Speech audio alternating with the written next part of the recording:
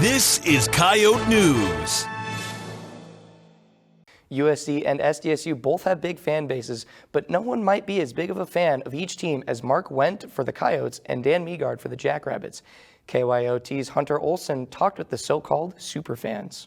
It's one of the biggest games of the year for many fans of both the University of South Dakota and South Dakota State.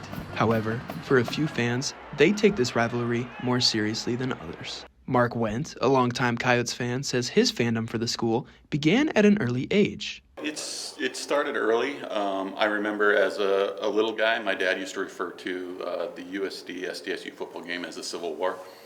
Dan Meagard, on the other hand, says that he was born with the blue and yellow in his blood. Yeah, I would say that I was born to be a Jackrabbit. And when I was a kid, we went to a lot of basketball and football games. When asked what they think separates the universities from each other, the fans had different opinions on what makes the two schools special. I think it's what you hear when coaches are announced with the new job. They always say this is a special place, and that's not just a tagline. I think it's true. I think it's the people. Well, I think, the school is just a little bit bigger, and so we have a little larger fan base, and I think we have a more passionate fan base.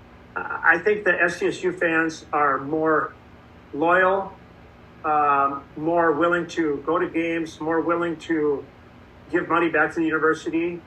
This weekend's matchup will mark the 117th meeting between the two schools, but for Dan and Mark, this will just be another game in their storybook rivalry.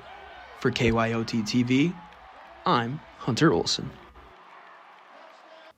Wendt and Meagard can be found at almost every home game for their favorite university.